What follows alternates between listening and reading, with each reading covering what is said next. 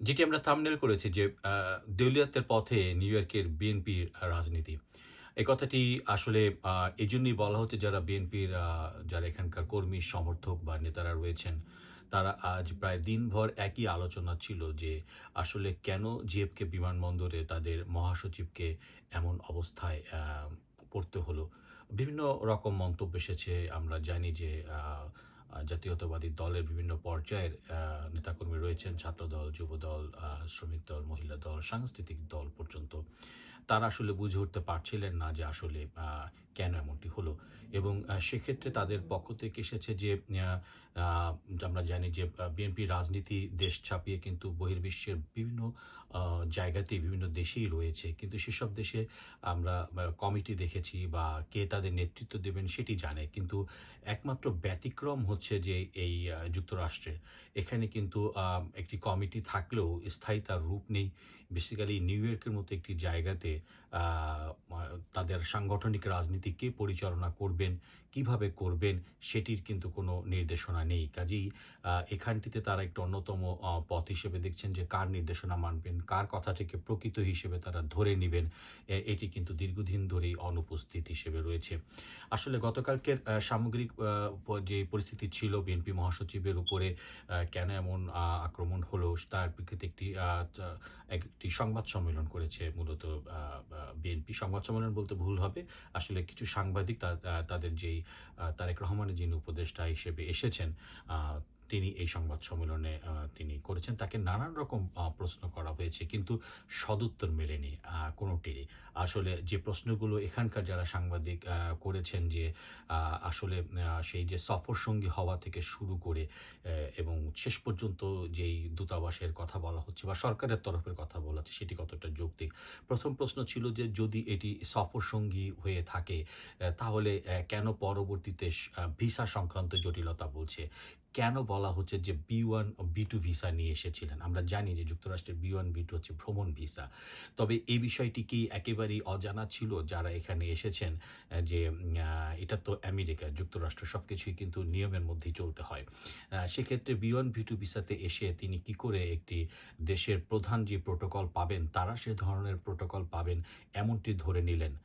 কাজেই আ আ অন্তর্বর্তী সরকারের যে বিবৃতিতে যেটি বলা হয়েছে যে শেষ মুহূর্তের অপ্রত্যাশিত যেই শব্দটি উল্লেখ করা হয়েছে বিবৃতিতে, কেন এটি অপ্রত্যাশিত? এটি তো প্রত্যাশিতই। কেননা রাষ্ট্রপ্রধান হচ্ছেন ডক্টর মোহাম্মদ ইউনূস। কাজেই তিনি যুক্তরাষ্ট্রের সকল ধরনের প্রোটোকল, ভিভিআইপি সকল কিছু উনি পাবেন, এটাই স্বাভাবিক। কিন্তু তার যারা সফরসঙ্গী, কেন তারা সেটি আশা করবেন? যদি সফরসঙ্গী হয়েই থাকেন, তাহলে কেন তারা B1, B2 ভিসা নিয়ে আসবেন? কাজেই প্রশ্ন কিন্তু সেখানেই ছিল। আপনি আসবেন ভ্রমণ ভিসায় আর আপনি পাবেন ভিভিআইপি, এটি তো হতে পারে না। এটি তো আমেরিকা। কাজেই যিনি এসেছেন মির্জা ফখরুল ইসলাম আলমগীর বা জামাতের ডক্টর তাহের সবাই কিন্তু এসব জানেন। তাহলে জানবার পরেও এখন বিবৃতি দেওয়া হচ্ছে অপ্রত্যাশিত এবং শেষ মুহূর্তের ভিসা এবং সেসব নিয়েই কিন্তু আজকে প্রশ্নবাণে জর্জরিত করা হয় আ দা তারেক রহমানের উপদেষ্টাকে। আ তো মিস্টার হুমায়ুন কিন্তু এসবের কোনো উত্তর আসলে সেভাবে দিতে পারেননি। উনি এক পর্যায়ে বলতে এমনটি বাধ্য হলেন যে তারা আসলে দলীয়ভাবে এখানে আসেননি। তারা এসেছেন মূলত একটি দেশকে সমন্বিতভাবে রিপ্রেজেন্ট করতে। তখন কিন্তু সাংবাদিকরা এ প্রশ্নটিও করেছেন, যদি সেটিই হয় তাহলে বাংলাদেশে কি মাত্র দল ৩ টি? সেক্ষেত্রে তারা বলেছে বিএনপি এবং জামাতকে না হয় মেনে নেওয়া যায়। তাহলে এনসিপি কি বাংলাদেশের সেই দল যারা ঠিক সমান সমপ্রতিনিধিত্ব করেন? এ প্রশ্নের উত্তর কিন্তু মিস্টার হুমায়ুন দিতে পারেননি। আ তবে আমরা দেখেছি যে গতকালকে এনসিপির যেটি ঘটনাটি ঘটেছে আক্তার হোসেনের উপরে ডিম নিক্ষেপের ঘটনায় আমরা কিন্তু ডক্টর তাসনিম জারার মন্তব্য পেয়েছি। ডক্টর তাসনিম জারা যেটি বলেছেন যে আসলে উনি এখানে আসলে সভ্যতা এবং ভদ্রতা এবং অভদ্রতার একটি বিষয় তিনি তুলে ধরেছেন। ডক্টর তাসনিম জারা যে ঘটনাটি এখানে ঘটেছে সেটি আ আ নিশ্চয়ই আ আ সবাই জেনেছেন যে একটি আসলে অপ্রত্যাশিত একটি ঘটনা। তবে আ এ এই ঘটনাকে কেন্দ্র করে নিউ ইয়র্কের অনেক সাংবাদিক বা সিনিয়র মহল যারা বলছেন, তারা বলছেন যে যদি এটি অভদ্রতা আচরণই হয় তাহলে ৫ই আগস্টের পরে যেসব ডিম নিক্ষেপের ঘটনাগুলো ঘটেছে সেটি আসলে কী?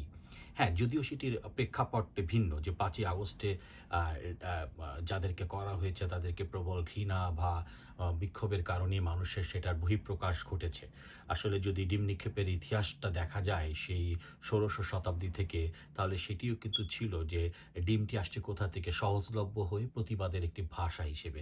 সো সেটি ৫ই আগস্টের পরে আমরা দেখেছি যে সাবেক মন্ত্রী, উপদেষ্টা বা অন্যান্য যারা নেতৃবৃন্দ তাদের প্রতি জনগণ কিন্তু সেই ডিম নিক্ষেপ করে সেই যে ক্ষোভ সেটি তারা জানিয়েছিলেন।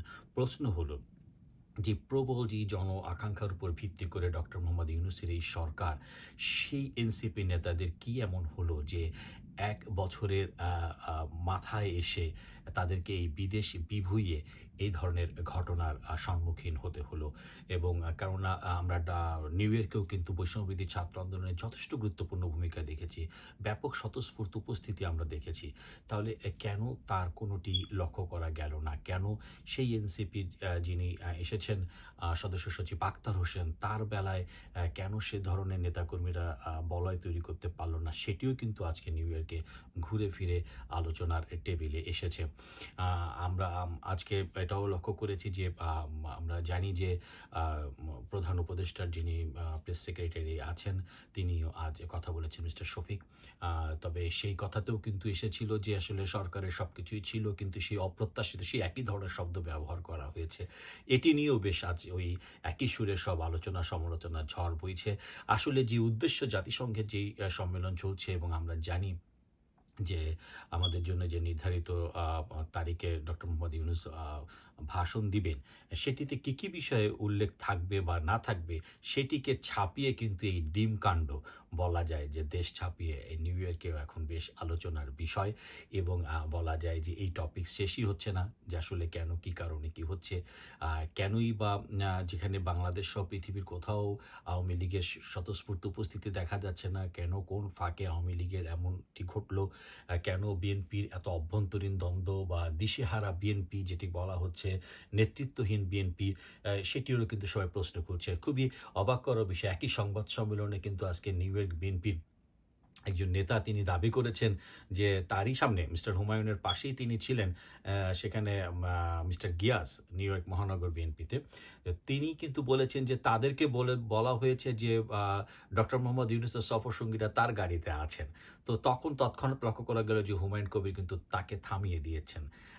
তাকে কিন্তু পরবর্তীতে আগাতে দেননি।